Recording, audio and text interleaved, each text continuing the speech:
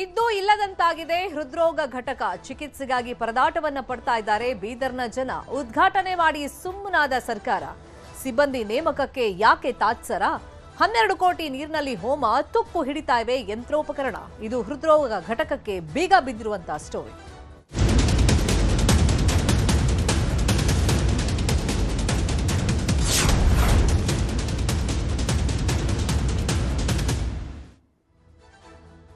ಬೀದರ್ನಲ್ಲಿ ಹೃದ್ರೋಗದ ಘಟಕ ಇದೆ, ಆದ್ರೆ ನೋ ಯೂಸ್. ಉದ್ಘಾಟನೆಯಾಗಿ 14 ತಿಂಗಳಾದ್ರೂ ಕೂಡ ಕ್ಯಾತ್ ಲ್ಯಾಬ್ಗೆ ಬೀಗ ಬಿದ್ದಿದೆ.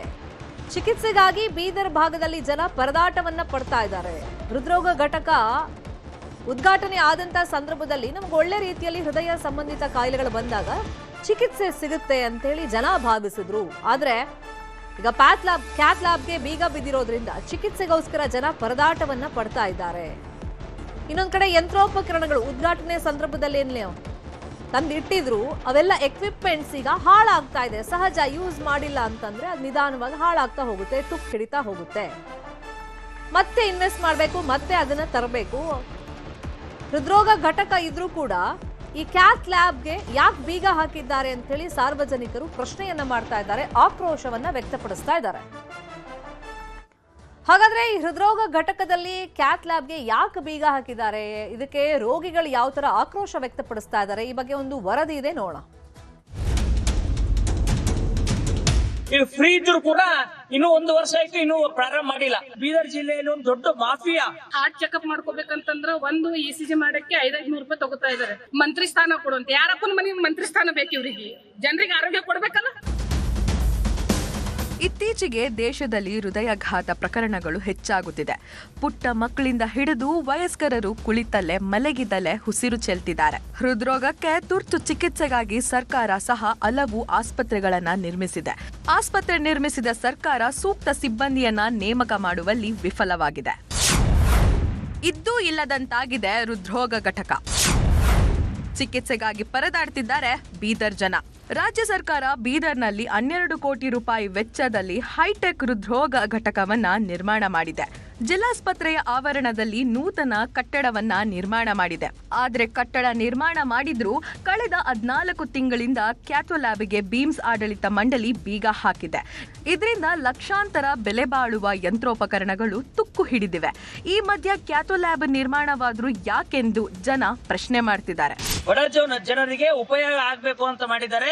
ಇಲ್ಲಿವರೆಗೆ ಏನೂ ಮಾಡಿಲ್ಲ, ಬೀಗ ಹಾಗೆ ಇಟ್ಟಿದ್ದಾರೆ. ಕ್ಯಾಥ್ ಲ್ಯಾಬ್ ಇಲ್ಲ ಅಂತ ಹೇಳಿ ಹೈದರಾಬಾದ್, ಸೋಲಾಪುರ್ಗೆ ಹೋಗಿ ಹೊಲ ಮನೆ ಮಾರಿ ಕುಟುಂಬದವರಿಗೆ ಉಳಿಸ್ಕೊಳ್ಳುವಂತ ಕೆಲಸ ಇವತ್ತು ಅವರು ಮಾಡ್ಕೊಳ್ಳುವಂತ ಪರಿಸ್ಥಿತಿ ಬಂದಿದೆ. ದುಡ್ಡಲ್ಲಿ ಹಾಕಿ ಇದು ಫ್ರೀ ಇದ್ರು ಕೂಡ ಇನ್ನು 1 ವರ್ಷ ಆಯ್ತು, ಇನ್ನು ಪ್ರಾರಂಭ ಮಾಡಿಲ್ಲ. ಬಡ ಜನರ ರಕ್ತ ಹಿಂಡುವಂತ ಕೆಲಸ ಈ ನಮ್ಮ ಬೀದರ್ ಜಿಲ್ಲೆಯಲ್ಲಿ ಒಂದು ದೊಡ್ಡ ಮಾಫಿಯಾ. ಯಾಕಂದ್ರೆ ಇದು ಚಾಲು ಐತಂದ್ರೆ ಬೇರೆ ಹಾಸ್ಪಿಟಲ್ಗಳು ನಡೆಯಲ್ಲ, ಪ್ರೈವೇಟ್. ಇದು ಚಾಲು ಮಾಡಿದ್ರೆ ಅವ್ರದ್ದು ಬೀಗ ಬೀಳುತ್ತೆ. ಕರ್ನಾಟಕ ರಾಜ್ಯದಲ್ಲಿ ಸರ್ಕಾರ ಸತ್ತು ಹೋಗಿದೆ ಅಂತ ನಮ್ಗೆ ಅನಿಸ್ತಾ ಇದೆ. ಸಿದ್ದರಾಮಯ್ಯ ಅವರು ಉದ್ಘಾಟನೆ ಮಾಡಿದ ನಂತರ 3 ತಿಂಗಳಿಂದ 6 ತಿಂಗಳೊಳಗೆ ಕಾರ್ಯ ಆರಂಭ ಆಗ್ತಿತ್ತು, ಇನ್ನೂ ಆರಂಭ ಆಗಿಲ್ಲ. ಆದಷ್ಟು ಬೇಗ ಇದು ಪ್ರಾರಂಭ ಮಾಡಲಿಲ್ಲ ಅಂದ್ರೆ ದೊಡ್ಡ ಮಟ್ಟದ ಒಂದು ಹೋರಾಟ ನಾವು ಈ ಮಾಧ್ಯಮ ಮುಖಾಂತರ ಎಚ್ಚರಿಕೆ ನೀಡ್ತೀವಿ. ಏಪ್ರಿಲ್ 26, 2025ರಂದು ನೂತನ ಹೃದ್ರೋಗ ಘಟಕವನ್ನ ಉದ್ಘಾಟನೆ ಮಾಡಲಾಯಿತು. ಹೆಸರಿಗಷ್ಟೇ ಉದ್ಘಾಟನೆ ಮಾಡಿ ಇದುವರೆಗೂ ರೋಗಿಗಳಿಗೆ ಸೇವೆ ನೀಡಿಲ್ಲ. ಹೃದ್ರೋಗ ಘಟಕಕ್ಕೆ ಬೀಗ ಹಾಕಿ ಬರೀ ಸಿಬ್ಬಂದಿ ನೇಮಕದಲ್ಲೇ ಬೀಮ್ಸ್ ಆಡಳಿತ ಮಂಡಳಿ ಕಾಲಹರಣ ಮಾಡ್ತಿದೆ. ಇದರಿಂದ ಹೃದಯ ಸಂಬಂಧಿತ ಕಾಯಿಲೆಗಳ ಚಿಕಿತ್ಸೆಗಾಗಿ ಜನರು ಹೈದರಾಬಾದ್, ಕಲಬುರಗಿ, ಸೋಲಾಪುರ ಆಸ್ಪತ್ರೆಗಳಿಗೆ ಅಲೆದಾಡುತ್ತಿದ್ದಾರೆ. ಹೊರಗುತ್ತಿಗೆ ನೌಕರರಿಗೆ ಸಂಬಳ ಕಡಿಮೆ ಹಿನ್ನೆಲೆ ಕರ್ತವ್ಯಕ್ಕೆ ಹಾಜರಾಗಲು ಹಿಂದೇಟು ಹಾಕ್ತಿದ್ದಾರೆ. ನೋಡ್ರಿ, ಬಡವ್ರ ಮಕ್ಕಳು ಹೋಗಿ ಹಾರ್ಟ್ ಚೆಕ್ಅಪ್ ಮಾಡ್ಕೋಬೇಕಂತಂದ್ರ ಒಂದು ECG ಮಾಡಕ್ಕೆ 500 ರೂಪಾಯಿ ತಗೋತಾ ಇದಾರೆ. ಒಂದು ಹೈದರಾಬಾದ್ ಹೋಗ್ಬೇಕು, ಇಲ್ಲ ಮಹಾರಾಷ್ಟ್ರ ಹೋಗ್ಬೇಕು. ನಮ್ಮ ಹತ್ರ ಎಲ್ಲಾ ಫೆಸಿಲಿಟಿ ಇಟ್ಕೊಂಡು ಕೂಡ ಇವತ್ತು ನಮಗೆ ಹಾರ್ಟ್ ಚೆಕ್ಅಪ್ ಗೆ ಕ್ಯಾತ್ ಲ್ಯಾಬ್ ಓಪನ್ ಮಾಡಲ್ಲ ಅಂತಂದ್ರೆ ಇದ್ರದ್ದು ಏನಿದೆ? PL ಹಾಕಿ ನಾವು ಕೋರ್ಟಿಗೆ ಹೋಗಿ ಫೈಟ್ ಮಾಡ್ತೀವಿ. ನಾವು ಸರ್ಕಾರಕ್ಕಂತೂ ಮನವಿ ಮಾಡಕ್ ಸಾಧ್ಯನೇ ಇಲ್ಲ. ಕ್ರೈಮ್ ಖಾನ್ ಸಾಹೇಬ್ರೆ ಇದಾರಲ್ಲ ಈಗ ಇದು ಸಿಟಿಯಲ್ಲಿ, ಅವ್ರು ನಿದ್ದೆ ಹೊಡಿತಾ ಇದಾರೆ. ಜನರ ಆರೋಗ್ಯ ಬೇಕಾಗಿಲ್ಲ, ಜನರ ಆಹಾರ ಬೇಕಾಗಿಲ್ಲ. ಈಗ ಮಂತ್ರಿ ಸ್ಥಾನ ಕೊಡುವಂತ ಯಾರಪ್ಪನ ಮನೆ ಮಂತ್ರಿ ಸ್ಥಾನ ಬೇಕು ಇವ್ರಿಗೆ? ಜನರಿಗೆ ಆರೋಗ್ಯ ಕೊಡ್ಬೇಕಲ್ಲ. ಬೇಗ ಇದನ್ನ ಓಪನ್ ಮಾಡಿ ಜನರಿಗೆ ಆರೋಗ್ಯದ ಹಿತದೃಷ್ಟಿಯಿಂದ ಒಳ್ಳೆ ರೀತಿಯ ಟ್ರೀಟ್ಮೆಂಟ್ ಕೊಡ್ಲಿ. ಒಟ್ನಲ್ಲಿ ಕೋಟ್ಯಾಂತರ ರು ವೆಚ್ಚದಲ್ಲಿ ಯಾವುದೇ ಖಾಸಗಿ ಆಸ್ಪತ್ರೆಗೂ ಕಡಿಮೆ ಇಲ್ಲದ ಹಾಗೆ ಹೈಟೆಕ್ ಕ್ಯಾಥೋ ಲ್ಯಾಬ್ ಆರಂಭಕ್ಕೆ ಗ್ರಹಣ ಹಿಡಿದಿರುವುದು ದುರಂತ. ಇದರಿಂದಾಗಿ ನಿತ್ಯ ಬಡ ಹೃದ್ರೋಗಿಗಳು ಚಿಕಿತ್ಸೆಗಾಗಿ ಅಲೆದಾಡುತ್ತಿದ್ದಾರೆ. ದುರ್ಗಪ್ಪ ಹೊಸ್ಮನಿ, ನ್ಯೂಸ್ 18 ಬೀದರ್.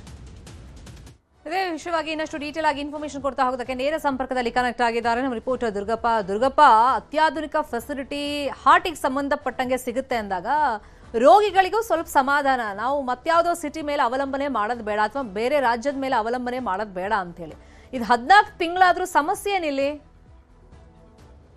ಶರ್ಮಿತಾ, ಕಳೆದ 2025 ಏಪ್ರಿಲ್ 16ರಂದು ಸಿಎಂ ಸಿದ್ದರಾಮಯ್ಯನವರು ಇನಾಗ್ರೇಷನ್ ಮಾಡಿರ್ತಕ್ಕಂಥ ಈ ಒಂದು ಹೈಟೆಕ್ ಕ್ಯಾತ್ ಲ್ಯಾಬ್ 14 ತಿಂಗಳಾದ್ರೂ ಕೂಡ ಇನ್ನೂವರೆಗೂ ಆರಂಭ ಆಗಿಲ್ಲ.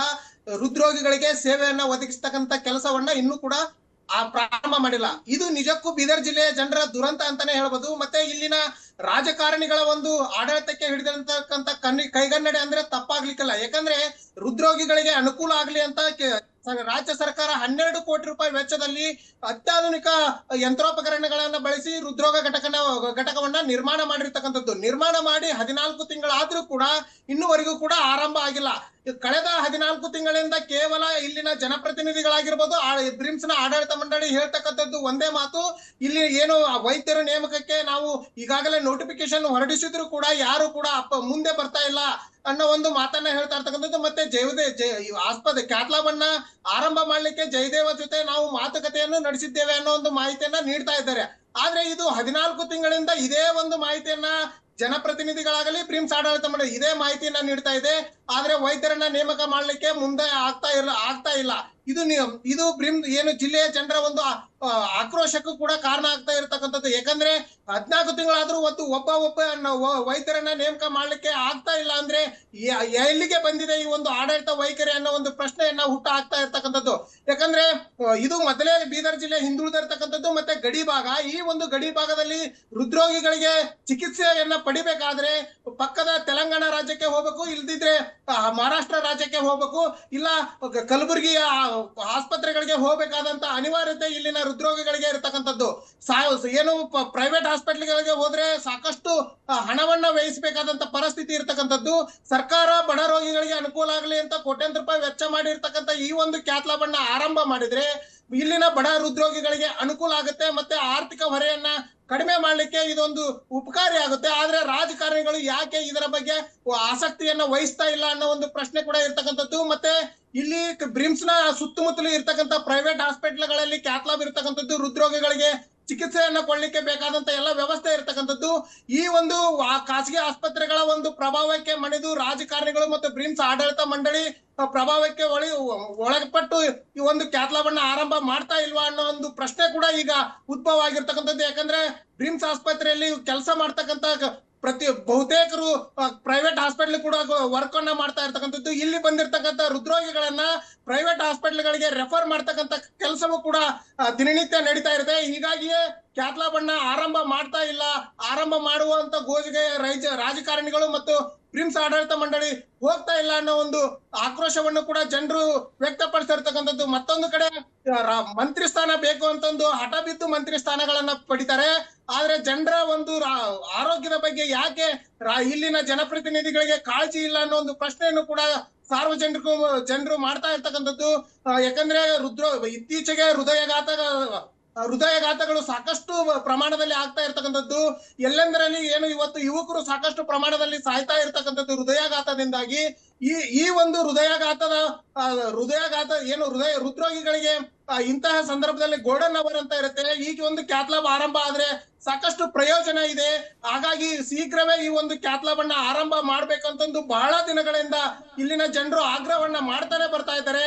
ಆದ್ರೆ ಜನರ ಒಂದು ಕೂಗು ರಾಜಕಾರಣಿಗಳಿಗಾಗ್ಲಿ, ಬ್ರಿಮ್ಸ್ ನ ಆಡಳಿತ ಮಂಡಳಿಗಾಗ್ಲಿ ಮತ್ತೆ ರಾಜ್ಯ ಸರ್ಕಾರಕ್ಕಾಗ್ಲಿ ಕೇಳ್ತಾ ಇಲ್ಲ ಅಂದ್ರೆ ನಿಜಕ್ಕೂ ವಿಪರ್ಯಾಸನ ಅಂತಾನೆ ಹೇಳ್ಬೋದು. ಇನ್ನಾದ್ರೂ ಕೂಡ ಈ ಒಂದು ಕ್ಯಾತ್ ಲ್ಯಾಬ್ ಅನ್ನ ನಿಜಕ್ಕೂ ಅಲ್ಲಿ ಲಕ್ಷಾಂತರ ರೂಪಾಯಿ ವೆಚ್ಚದ ಒಂದು ಮೌಲ್ಯದ ಒಂದು ಯಂತ್ರೋಪಕರಣಗಳು ಇರ್ತಕ್ಕಂಥದ್ದು. ಆ ಯಂತ್ರೋಪಕರಣಗಳು ಇವತ್ತು ತುಕ್ಕು ಹಿಡಿದಿರ್ತಕ್ಕಂಥದ್ದು. ಯಾಕಂದ್ರೆ 14 ತಿಂಗಳಿಂದ ಬೀಗವನ್ನ ಹಾಕಿರ್ತಕ್ಕಂಥದ್ದು ಕ್ಯಾತ್ ಲ್ಯಾಬ್ಗೆ. ಇದು ಒಂದ್ ರೀತಿ ಬೀದಿ ನಾಯಿಗಳ ಒಂದು ಆಶ್ರಯ ತಾಣ ಆಗಿ ಇವತ್ತು ಆ ಒಂದು ಕ್ಯಾತ್ ಲ್ಯಾಬ್ ಮಾರ್ಪಟ್ಟಿರ್ತಕ್ಕಂಥದ್ದು. ಶರ್ಮಿತಾ, ನಿಜ ಅಂತಾನೆ ಹೇಳ್ಬೋದು. ಫೈನ್, ಫಾಲೋ ಅಪ್ ಮಾಡೋಣ ಈ ಸುದ್ದಿಯನ್ನ. ಥ್ಯಾಂಕ್ ಯು ದುರ್ಗಪ್ಪ, ಈ ಕ್ಷಣದ ಮಾಹಿತಿಯನ್ನ ಕೊಟ್ಟಿದ್ದೀರಿ.